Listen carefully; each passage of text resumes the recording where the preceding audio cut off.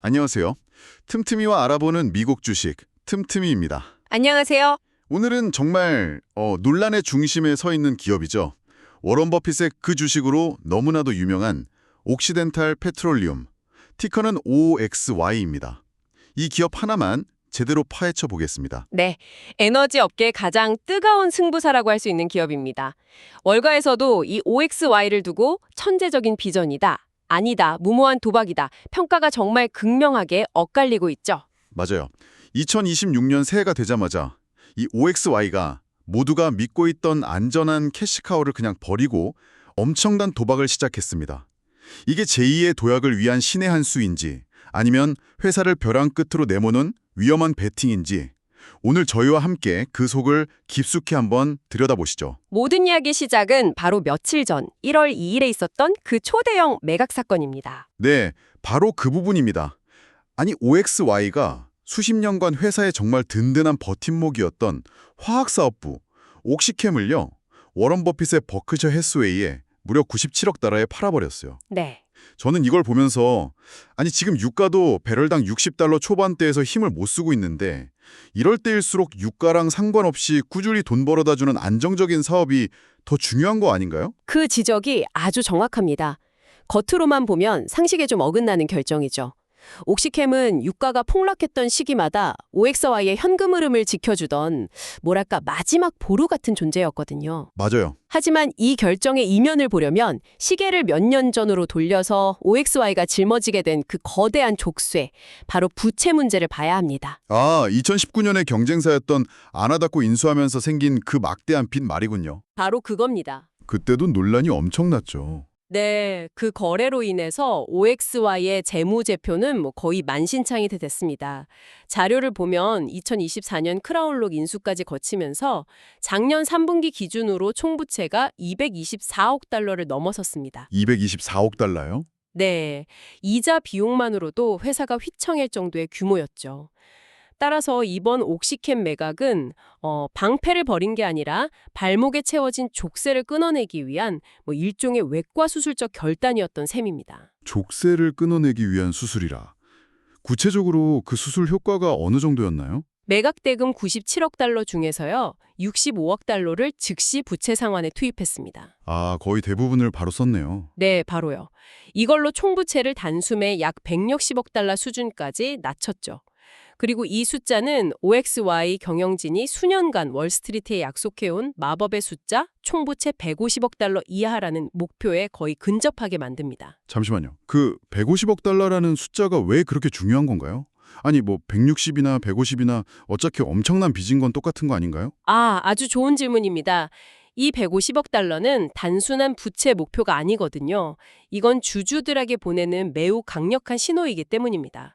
경영진은 이 목표를 달성해야만 비로소 회사의 현금을 주주들에게 본격적으로 되돌려주는 정책, 즉 대규모 자사주 매입을 시작할 수 있는 문이 열린다고 공언해 왔습니다. 그러니까 이번 매각은 우리는 이제 빚 갚는 시기를 끝내고 주가를 부양하는 시대로 넘어가겠다, 이런 선언과도 같은 겁니다. 그렇군요. 부수적으로 연간 약 3억 2,500만 달러의 이자 비용을 절감하게 된 건 덤이고요. 이제야 그림이 명확해지네요. 옥시캠 매각은 그냥 빚 갚는 걸 넘어서 회사의 체질을 안정적인 방어형에서 공격적인 주주 환원 또 성장형으로 완전히 바꾸는 선언적 행위였군요. 정확합니다. 당장의 현금 흐름을 포기하고 미래의 유연성과 성장 가능성을 선택한 거대한 베팅의 시작인 거네요. 네, 안정성을 버리고 성장성과 주주 환원의 모든 것을 건 그야말로 올인 전략입니다. 그렇다면 그 안정적인 화학사업부가 사라진 OXY에게 남은 건 뭘까요? 보내주신 자료들을 보니까 마치 이 회사가 극단적인 두 개의 얼굴을 가진 야누스처럼 보여요. 하나는 아주 전통적이고 강력한 현재의 모습이고 다른 하나는 거의 공상과학 소설에나 나올 법한 미래의 모습이더라고요. 네, 새로운 OXY의 정체성은 바로 그 두 얼굴에 있습니다.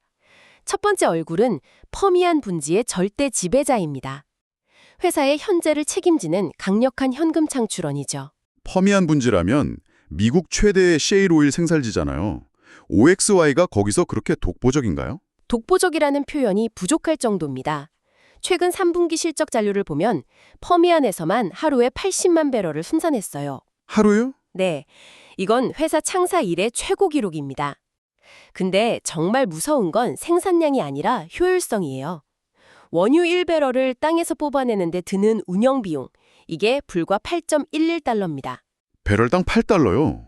와, 지금 유가가 60달러 선에서 움직이는 걸 생각하면 이건 그냥 땅에서 돈을 파내는 수준인데요. 그렇죠. 2021년 이후 가장 낮은 수치입니다. 그 8.11달러라는 게 경쟁사들이랑 비교하면 어느 정도 수준인가요? 이게 업계 표준인가요? 아니면 정말 특별한 건가요? 업계 최고 수준, 탑티어라고 보시면 됩니다. 대부분의 주요 경쟁사들이 배럴당 10달러 초반에서 중반의 운영 비용을 기록하는데 OXY는 한 20에서 30%더 저렴하게 원유를 생산하고 있는 셈이죠. 와, 이 작은 차이가 유가 변동기에는 생존과 파산을 가르는 거대한 격차가 됩니다. 그리고 이 압도적인 효율성이 OXY의 가장 강력한 무기, 바로 손익분기점 유가로 이어집니다. 손익분기점 유가. 회사가 돈을 벌기 시작하는 최소한의 유가를 말하는 거죠. 맞습니다. OXY의 전사적 손익분기점은 WTI 기준으로 배럴당 40달러 초반입니다. 40달러 초반? 네, 이게 무슨 의미냐면 지금처럼 유가가 60달러 초반까지 떨어져도 OXY는 여전히 막대한 잉여 현금 흐름을 만들 수 있다는 뜻입니다. 유가가 지금보다 20달러 가까이 더 폭락해도 회사는 버틸 수 있는 엄청난 마진 안전판을 가지고 있는 겁니다. 알겠습니다. 현재 현금 흐름은 정말 탄탄해 보이는군요. 이 강력한 저비용 구조가 바로 OXY의 현재를 지키는 갑옷이네요. 그런데 이 안정적인 갑옷을 기반으로 OXY가 그리는 미래는 완전히 다른 그림이라고 들었습니다. 진짜 SF 소설에서나 나올 법한 기술에 회사의 운명을 걸었다고요? 네, 바로 OXY의 두 번째 얼굴, 직접 공기 포집, 줄여서 DAC라고 불리는 기술입니다. DAC요? 네, 말 그대로 대기 중에 떠다니는 이산화탄소를 거대한 진공청소기처럼 빨아들이는 기술이죠. 현재 텍사스에 세계 최대 규모의 DAC 시설인 스트라토스를 건설 중이고 곧 상업 가동을 앞두고 있습니다. 공기 중에서 이산화탄소를 포집한다. 정말 미래 기술처럼 들리는데 석유 회사가 이 기술로 어떻게 돈을 번다는 건지 상상이 잘 안 가네요. 포알이라고 합니다. 석유 증산이요? 네. 포집한 이산화탄소를 생산량이 줄어든 낡은 유전에 주입해서 압력을 높여요. 그래서 추가로 원유를 뽑아내는 겁니다. OXY는 이렇게 생산된 원유를 넷 제로 오일이라고 마케팅합니다. 넷 제로 오일? 네. 이산화탄소를 다시 땅에 가두면서 석유를 생산했으니 탄소 중립적이다. 이런 논리죠. 굉장히 영리한데요. 환경 기술을 이용해서 석유를 더 많이 생산한다는 발상이네요. 두 번째 수행 모델은 탄소 배출권 판매입니다.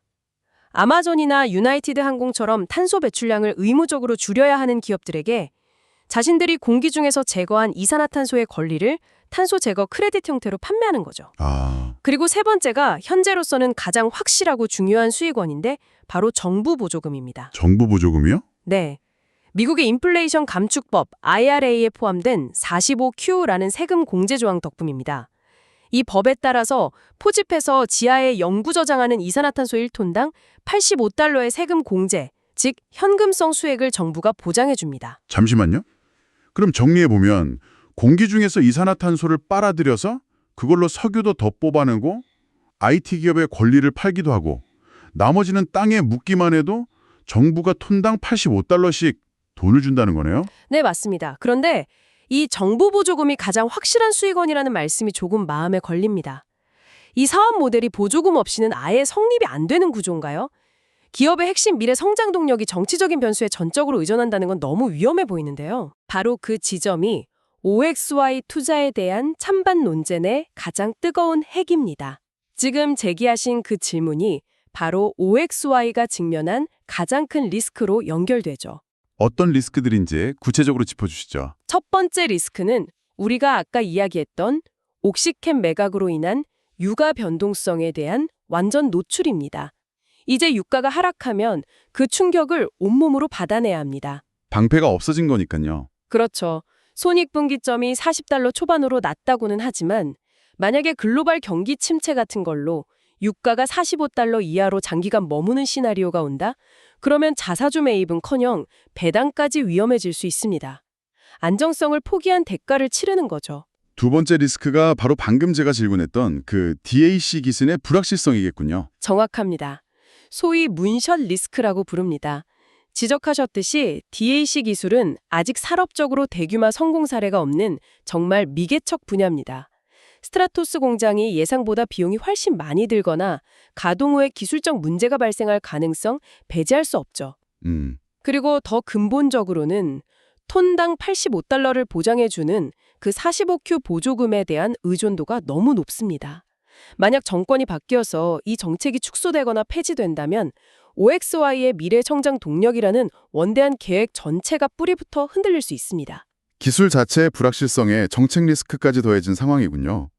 일부 자료에서는 이걸 두고 그린워싱 아니냐는 비판도 하던데요. 변화에 대한 진정한 해결책인지 아니면 석유 회사가 그냥 우리 친환경 노력한다는 명분을 만들면서 기존 사업을 연장하기 위한 수단에 불과한지 뭐 그런 논쟁이죠. 이런 총체적인 불확실성 때문에 월가 애널리스트들의 의견도 정말 극과 극으로 갈립니다. 자료를 보면 OXY의 12개월 목표 주가가 최저 $38에서 최고 $75까지 거의 2배 가까이 차이가 나요. 와, 2배요? 네, 그만큼 미래를 예측하기 어렵다는 명백한 증거입니다. 알겠습니다. 리스크는 명확하네요. 유가에 대한 높은 의존도, 아직 검증되지 않은 신기술, 그리고 정치적 변수에 좌우될 수 있는 수익 구조. 그런데 이 모든 리스크에도 불구하고 우리가 아는 한 사람, 가치 투자의 대가, 워런 버핏은 왜 OXY의 지분을 28% 넘게 가지고 있는 걸까요? 우리가 놓치고 있는 무언가를 그는 보고 있는 걸까요? 버핏의 투자는 분명 OXY의 장기적 가치에 대한 강력한 신뢰의 표현입니다. 하지만 우리가 명심해야 할 가장 중요한 사실은 버핏은 우리와 똑같은 조건으로 이 게임에 참여하지 않았다는 점입니다. 조건이 다르다뇨? 똑같이 주식을 산 건 아닌가요? 아닙니다.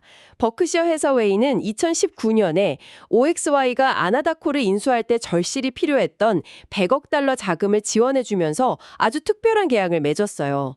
바로 연 8%라는 파격적인 고정 배당을 받는 우선주와 함께 주가가 오르면 약정한 가격의 주식을 살 수 있는 권리인 워런트를 받은 겁니다. 아, 그러니까 일반 주주들처럼 주가 하락의 위험을 온전히 다 감수하는 게 아니라 주가가 떨어져도 매년 8%의 이자는 꼬박꼬박 챙기고 주가가 오르면 오르는 대로 또 이익을 볼 수 있는 훨씬 안전하고 유리한 구조를 처음부터 설계해둔 거군요. 바로 그겁니다. 버핏은 하방은 막혀있고 상방은 열려있는 그야말로 마스터 클래스 딜을 성사시킨 거죠. 그는 OXY의 주가가 횡보하거나 하락해도 배당으로 돈을 벌고요. DAC 기술이 성공해서 주가가 급등하면 워런트로 막대한 차익을 얻을 수 있습니다. 따라서 단순히 버핏이 샀으니 나도 산다는 생각은 그의 안전장치 없이 그의 베팅을 따라 하는 것과 같아서 매우 위험할 수 있다는 거죠. 오늘 우리가 함께 살펴본 자료들을 종합해보니 이 OXY라는 기업의 모습이 훨씬 입체적으로 다가오네요. 이들은 거대한 부채라는 족쇄를 끊어내기 위해 안정적인 사업부라는 자신의 팔 하나를 잘라냈고 그 대가로 얻은 자유를 가지고 초저가 원유 생산이라는 강력한 현재와 DAC 기술이라는 불확실한 미래에 모든 것을 건 그런 승부사 같습니다. 정확한 요약입니다. OXY의 미래 주가는 결국 두 개의 거대한 질문에 대한 시장의 답에 따라 결정될 겁니다. 첫째, 저비용 원유 생산 능력은 앞으로 다가올지 모를 저유가 시대를 버텨낼 만큼 강력한가? 둘째, DAC 기술은 과연 인류의 미래를 바꿀 핵심 성장 동력이 될 것인가? 아니면 돈만 잡아먹는 애물단지로 전락할 것인가? 자, 구독자 여러분은 옥시덴탈 페트롤리엄 OXY의 미래를 어떻게 보시나요? 워런 버핏과 함께 OXY의 과감한 변신에 베팅하시겠습니까? 아니면 유가와 신기술이라는 이 거대한 불확실성 앞에서 한 발 물러서시겠습니까? 댓글로 여러분의 깊이 있는 생각을 자유롭게 남겨주세요. 지금까지 틈틈이었습니다. 감사합니다. 감사합니다.